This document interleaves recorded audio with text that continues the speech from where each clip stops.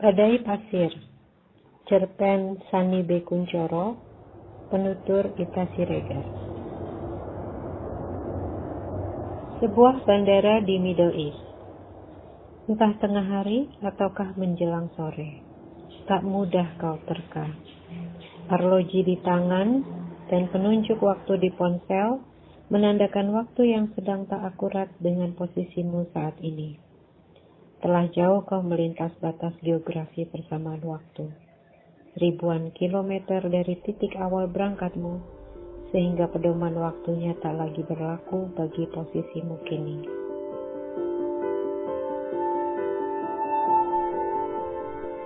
Tapi kau tak tertarik untuk mencari jam dinding demi menemukan penanda waktu yang tepat. Kau lebih memilih menebak waktu dari warna langit. Namun, langit di kejauhan itu sepenuhnya berwarna kelabu pekat. Bukan karena awan mendung ataupun udara yang muram, melainkan pasir.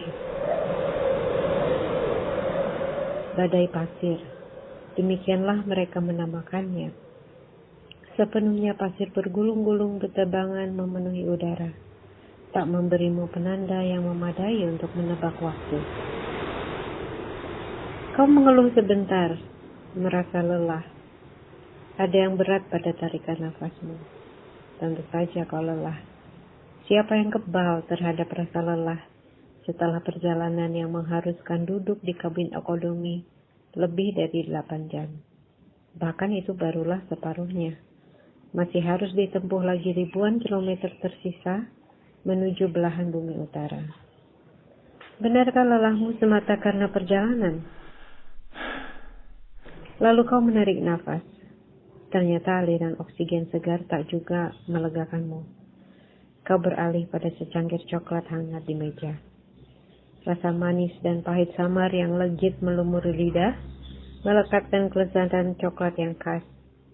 Pernah kau baca entah di mana, bahwa coklat mengandung semacam zat yang mampu membangkitkan gairah, sekaligus bahagia.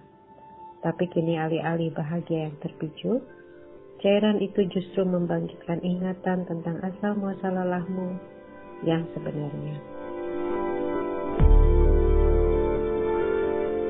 Ucapkan selamat padaku, katamu berseri-seri, sembari bergegas menghampiri suamimu yang baru saja datang. Selamat petang jelang malam, tanyanya menggoda. Disambutnya uluran tanganmu dengan pelukan. Kau tertawa lalu menunjuk laptop menyala yang baru saja membawa email harapanmu. Permohonan beasiswaku diterima. 1 semester pendek di Fakultas Ilmu Politik Universitas terpilih di Eropa. Fasilitas penuh termasuk dana buku plus uang saku ekstra. Suaramu syarat bahagia sekaligus kebanggaan. Apa? Kuliah di Eropa? Suamimu terkejut. Matanya bingung menatapmu. Bagaimana kau mendapatkannya? Sebuah yayasan memberikannya padaku. Pembina yayasan itu terkesan pada presentasiku di sebuah seminar. Beliau berkata tak banyak perempuan mumpuni di bidangku. Semudah itu dia memberikan fasilitas itu padamu. Tentu ada prosedur rekrutmen standar. Kulakukan beberapa kali wawancara 2 bulan terakhir ini. Kau tak pernah menceritakannya. Demi surprise, katamu tersipu. Juga khawatir gagal sih. Aku tak ingin membuat banyak pihak ikut terlibat dalam kekecewaan, katamu tersenyum. Sekalipun itu aku, justru terutama untuk mulai surprise itu. Bukan itu, kau bahkan tak mempertimbangkan faktor persetujuanku atau pendapatku lebih sebagai unsur yang sama sekali tak berpengaruh pada penentuan keputusanmu.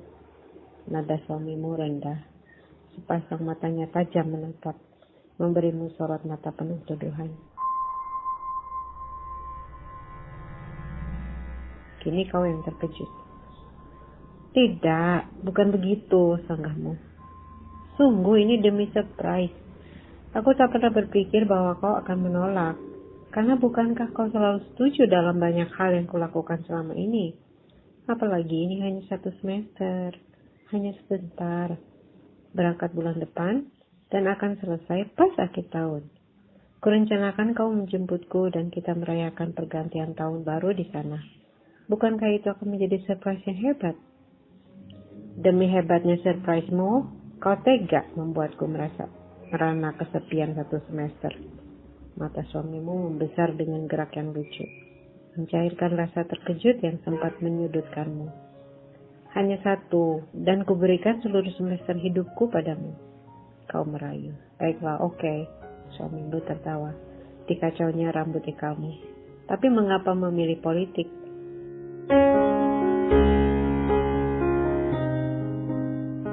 Kau terdiam sebentar.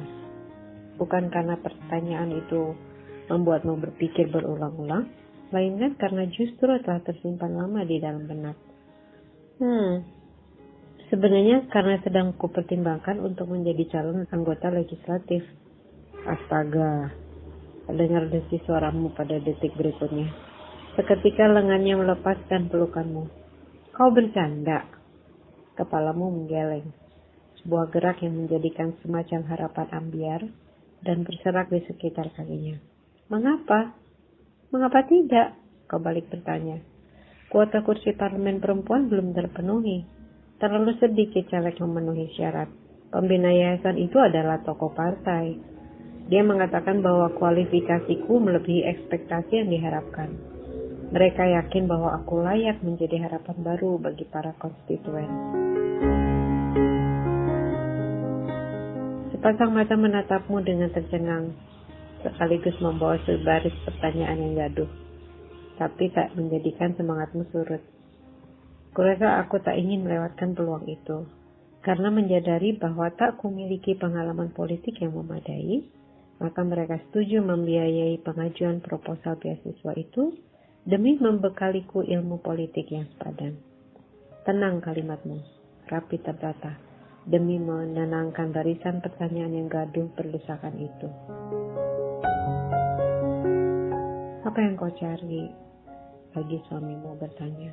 Kau terdiam, mengulang pertanyaan itu tanpa suara. Dalam cahaya langit petang redup, kau melihat keyakinan dirimu menjelma sebagai gairah yang rapuh. Entah menggapai semangat atau sekadar memberimu pelarian semu. Bukan pencarian, melainkan pembuktian. Jawabmu kemudian, bahwa tidak semua perempuan mengandalkan rasa naif, menjadikan ketidaktahuan sebagai pelindung saat mendapati dirinya menjadi instrumen pencucian uang. Bahwa masih ada perempuan yang berdaya dan layak mendapatkan kursi legislatif tak semata demi terpenuhinya kuota. Suamimu mendadak tertawa terbahak-bahak. Ditatapnya dirimu dengan tatapan yang tak mudah kau tafsir. Entah takjub ataukah lucu. Cara bicaramu sudah sangat oratoris. Khas caleg. Hebat. Kau berlatih dengan cepat. Aku serius, katamu dingin. Segera suara tawa berhenti. Matanya masih menatapmu. Kini memberimu tatap yang asing. Seolah menjadikan dirimu sebagai seorang liang. Sungguh kau tak memerlukan pembuktian semacam itu? Mengapa tidak? Mengapa aku berpikir bahwa kau justru sedang menjadikan upaya pembuktian itu sebagai katarsis atau sesuatu yang lain? Tidak, cepat kau berpaling, berkelit dari sebuah dugaan.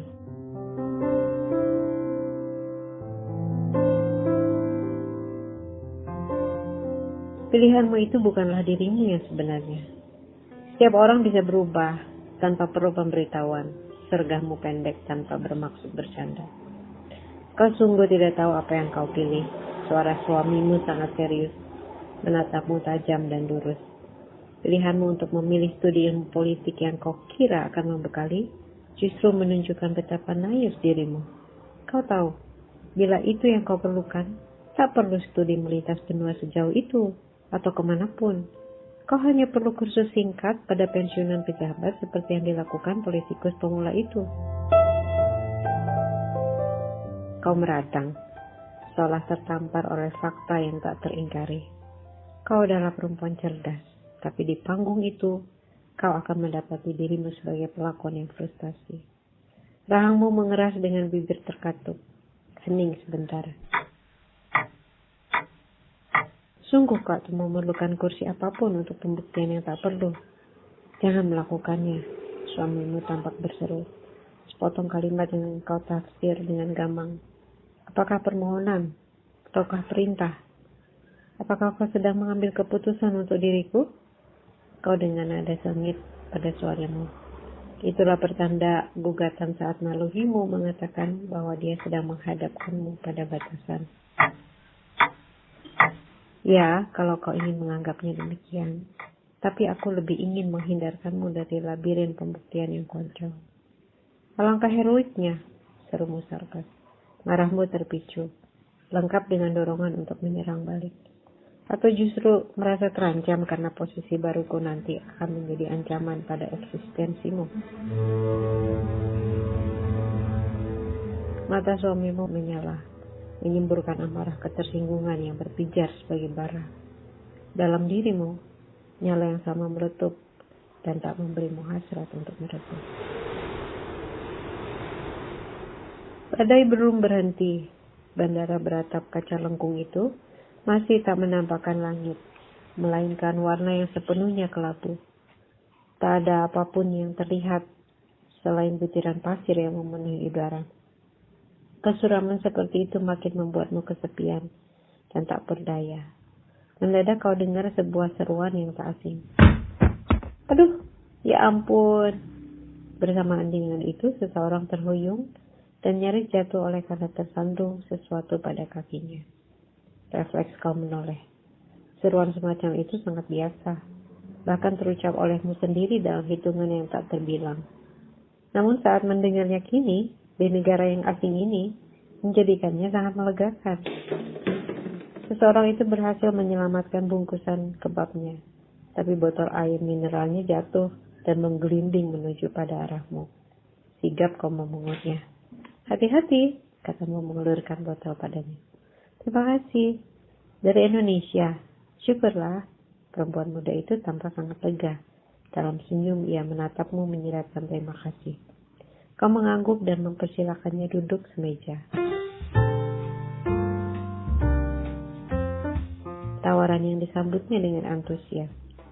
Dengan semangat dia bersiap menyantap kebab yang ditawarkannya padamu. Kau menolak dengan sopan sembari menghirup coklat hangat yang masih separuh. Mau kemana? Kau bertanya. Tak berhenti mengunyah sebentar dan mengatakan tujuannya. Tak jauh dari arah tujuanmu. Sangat melegakan bertemu denganmu di sini. Saya belum pernah keluar negeri, katanya jujur. Sekalinya pergi sejauh ini, katamu sembari memperkirakan umurnya. Kau menduga tak lebih dari 30. Kunjungan wisata. Belajar bahasa, semacam kursus singkat. Selalu menyenangkan belajar bahasa di negara asalnya. Kemampuan berbahasa asing kan menjadi semacam standar. Dengan mempelajarinya di luar negeri, akan membuatnya lebih bergengsi, ucap perempuan muda itu dengan percaya diri. Kau mengangguk, bukan setuju, melainkan terpaksa membenarkan karena demikianlah fenomena yang ada. Saya beruntung mendapatkan kesempatan ini. Berbagai kemudahan yang tidak banyak orang mendapatkannya. Beasiswa, kau menebak ringan. Semacam itu, lebih sebagai hadiah sebenarnya, dari seseorang yang menyayangiku. Perempuan muda itu tersipu. Matanya mengerling menyeritkan sesuatu. Syukurilah, katamu pendek. Tentu, siapa menduga bahwa saya yang sederhana, ternyata terpilih menjadi tim sukses seorang tokoh. Beliau yakin bahwa saya sangat berpotensi. Beliau hanya ingin supaya saya tetap cantik, luwes, dan pandai berbahasa, sehingga akan membawa citra positif dan memudahkan penggalangan suara. Sangat antusias perempuan itu berbagi cerita dengan keluguan, sekaligus keyakinan diri yang meluap. Sementara kau justru terkejut. Tidak sulit, bukan? Tentu mudah untuk selalu cantik, selama banyak hal yang diinginkan terpenuhi. Gumamnya dengan kemanjaan yang naif. Kakak harus memilihnya nanti, dijamin tidak rugi. Sungguh itu. Kau tercengang. Tak menyangka bahwa sedemikian dini rekrutan baru tim sukses ini melancarkan jurus pembujuknya. Alangkah lihai sang tokoh yang menemukan potensi itu. Belum lagi selesai terkejutmu, perempuan itu mendekat dan membisikkan sebuah nama untuk kau pilih, lengkap dengan kelompok politiknya. Sebuah gerak yang luwes sekaligus lugu. kau mendapati betapa dia menjalankan tugasnya sebagai penggalang yang mumpuni. Saat yang sama, nama yang terbisik di telinga tidak hanya mencengangkan, melainkan sekaligus mengaduk lambungmu, membuatmu mual seketika. Nama yang tak asing, milik seseorang yang memberimu keyakinan dan fasilitas nyaris tak beda. Seolah kau terbang bergegas menuju toilet. Tumpah segera isi lambungmu. Kau muntahkan semua yang tak sanggup bertahan. Keringat dingin mengalir sederasnya. Terengah nafasmu. Bukan oleh muntah yang seolah tak berhenti, melainkan demi geram yang bergejolak di dalam diri. Betapa ironis yang kau hadapi ini. Perjalanan panjang ini kau lakukan demi sebuah niat besar. Demi membuktikan bahwa tidak semua kaummu serupa sapi dicocok hidung saat berhadapan dengan tahta dan harta. Bahwa kalian bukanlah instrumen. Kau tarik nafasmu sepanjangnya.